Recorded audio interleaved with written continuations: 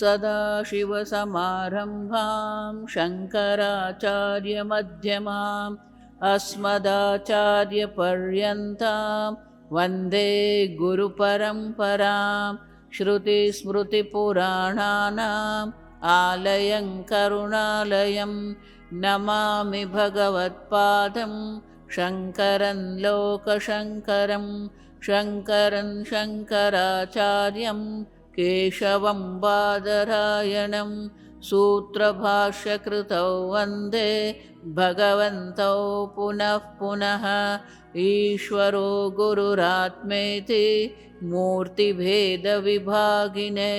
व्योमवद्व्याप्तदेहाय दक्षिणामूर्तये नमः। ॐ असतो मा सद्गमय तमसो मा ज्योतिर्गमय मृत्योर्मा अमृतङ्गमय। ॐ शान्ति शान्ति शान्तिः। ॐ सहना भवतु सहनौ भुनक्तु सह वीर्यं करवावहै तेजस्विनावधीतमस्तु मा विद्विषावहै। ॐ शान्ति शान्ति शान्तिः। ॐ नमो भगवते वैवस्वताय मृत्यवे ब्रह्मविद्याचार्याय नचिकेतसे च। पृष्ठ नंबर 21 मंत्र 8। आशा प्रतीक्षे संगत गुंसु नृतांच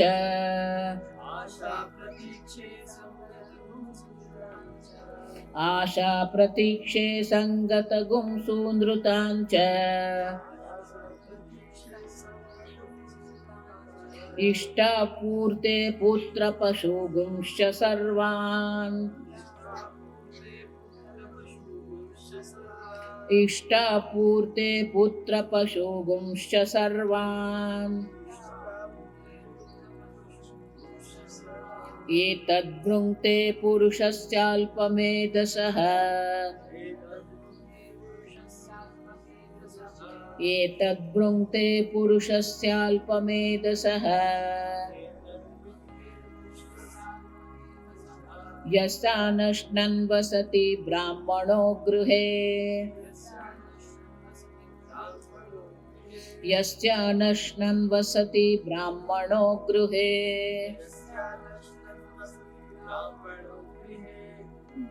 भाष्य नीचे से चौथी। पुरुषस्य अल्पमेधसः अल्पप्रज्ञस्य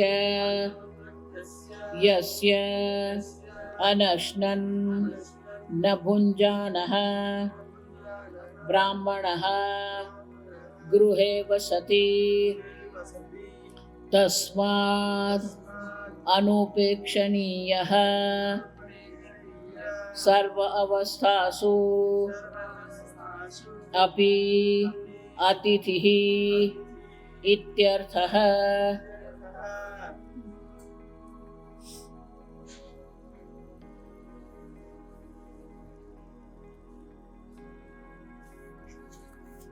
यस्य अस्तु मानी जिसके पुरुष जिस पुरुष के घर में गृहे ब्राह्मणः वसति ब्राह्मण रहता है। किस प्रकार से? अनश्नन् न भुञ्जानः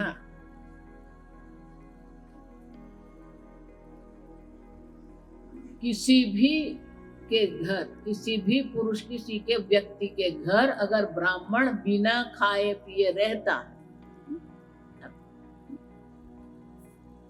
वो पुरुष कौन है? अल्पमेधसः। शंकराचार्य कहते हैं अल्प प्रज्ञस्य।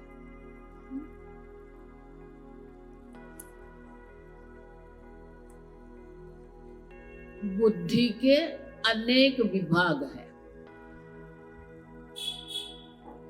विवेक, बुद्धि, प्रज्ञा, मेधा। बुद्धि एक ही है, लेकिन उनके विविध प्रकार से विभाग करते हैं कार्य की दृष्टि से। फंक्शनल डिवीजन कहते हैं। तत्वबोध में शंकराचार्य जी बुद्धि की व्याख्या करते हैं, निश्चयात्मिका अंतःकरण वृत्ति। जो अंतःकरण की वृत्ति निश्चय करने वाली है उसे बुद्धि कहते हैं। विवेक, दो विरुद्ध वस्तु एक हो गई है उसको अलग करना, विचि पृथक करना। मेधा, ग्रंथ अर्थ धारण शक्ति, अर्थ सहित ग्रंथ को धारण करना उसे कहते हैं मेधा। उसी प्रकार से प्रज्ञा,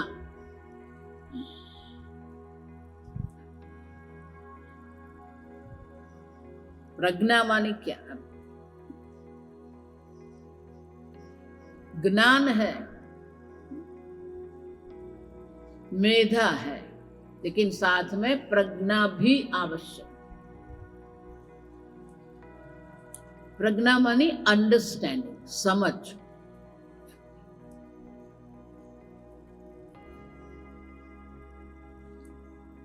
मैं एक ही दृष्टांत हमेशा देती हूं। आप देखिए, फल, जब फल शब्द हम सुनते हैं, बैंगन भी फल है, टमाटर भी फल है। आप देखिए,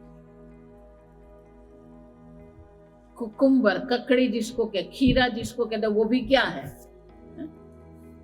पौधे की दृष्टि से फल ही है। आप समझना।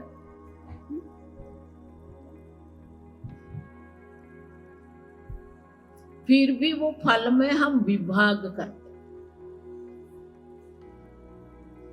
फल में हम 3 विभाग करते हैं। एक को सब्जी कहते हैं, vegetable. All are fruits, understand, we divide them. This is vegetable. बैंगन, बरबत्ती, सेम, ये सब क्या है? सब्जी। आप देखिए, सब्जी किसको कहते हैं? जिसको पका के खाते उसको सब्जी कहते हैं। कोई बरबत्ती ऐसे कच्ची नहीं खाए।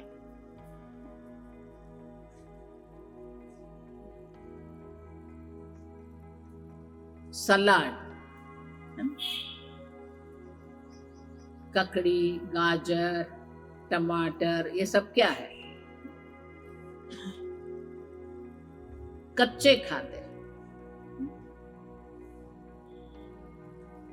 लेकिन उनकी विशेषता ये है कि उसमें शर्करा नहीं वत होता है। आप समझ, उसी को सलाड कहते हैं, जहां शर्करा नहीं वत। कच्चे खाते हैं लेकिन शर्करा नहीं, उसको सलाड कहते हैं। और हमारी भाषा में फल किसको कहते हैं? सेब, द्राक्ष,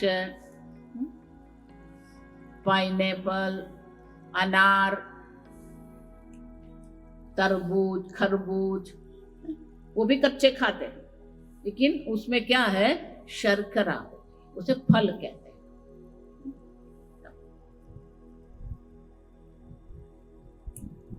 तो जो फल है उसको किस प्रकार से हम समझते हैं? अभी समझ में आया? समझते क्या है? टमाटर को किस प्रकार से उपयोग करते हैं, खीरा को किस प्रकार से उपयोग करना, उसके लिए हमारी समझ आवश्यकता है। ज्ञान एक होता है, प्रज्ञा अलग है। ज्ञान होना एक बात है, लेकिन समझ होना अलग बात। तो यहां अल्प मेधसः, अल्प मेधा, तो मेधा का अर्थ तो क्या होता है?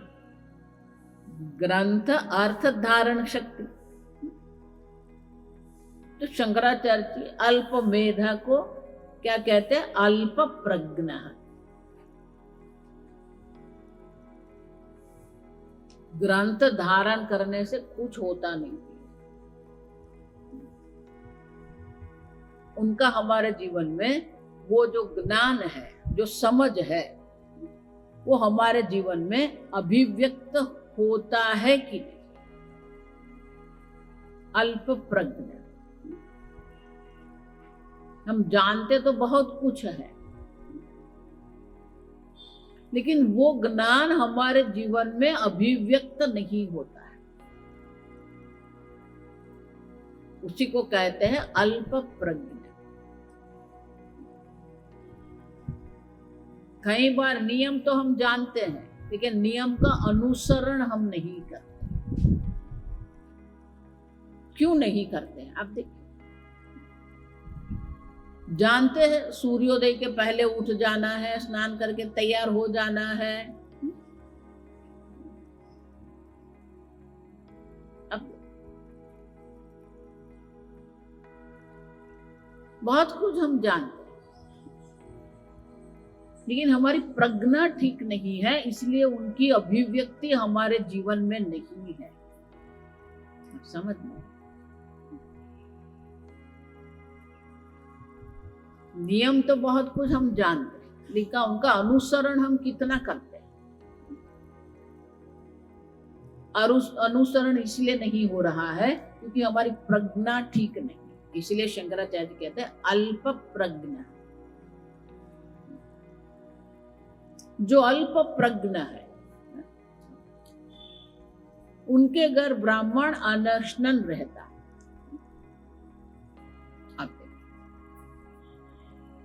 अगर प्रज्ञा ठीक होती ना तो ब्राह्मण भूखा रहता नहीं।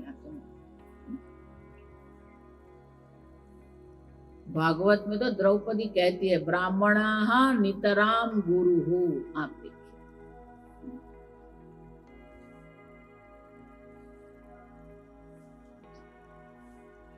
ब्राह्मण मानी जो गुरु है, लेकिन मात्र यहां ब्राह्मण नहीं, अतिथि ही। इसलिए शंकराचार्य जी कहते हैं अतिथि। तिथि न विद्यते यस्य इति अतिथि। जो अपॉइंटमेंट लिए बिना आपके घर आए ना, उसको अतिथि कहते हैं। आजकल तो पूछ के जाना पड़ता है, बिना पूछे किसी के घर पहुंच गए ना, उसका मुख देखकर ही घर में प्रवेश करने का मन ही नहीं होगा। आप समझ,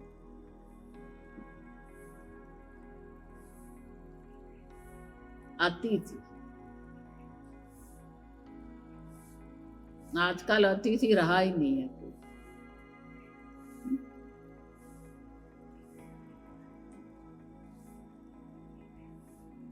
अतिथि मानी कोई भी व्यक्ति जब हमारे घर आता है,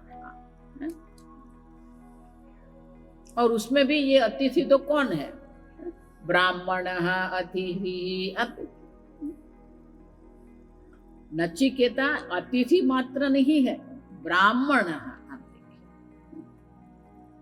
और इसलिए कहते हैं ये अतिथि ब्राह्मण जो है, हे यमराजा, 3 दिन आपके यमलोक में बिना भोजन किए रहा है। अगर आपके यमलोक में 3 दिन ये रहा है तो आपके ये पुत्र, पशु, पुण्य, सर्व से जो भी पुण्य आपको प्राप्त होता है, सर्व पुत्र पशु का भी वो नाश करता है, वृंगते हैं, वो सबका नाश हो जाता। बहुत आवश्यक है। हम क्या करते हैं, क्या बोलते हैं, प्रत्येक कर्मों में हमें सावधान रहना है। तो जब यमराजा को कहा गया, अब यमराजा क्या करते हैं आगे के 9वें मंत्र में हमें दर्शाएंगे आपको। आगे यमराजा को तो कह दिया, हे वैवस्वत उदकम हर,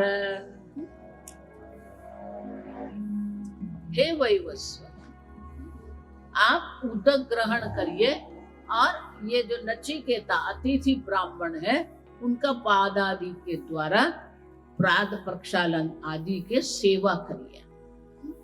तो आगे के मंत्र में हमें बताएंगे।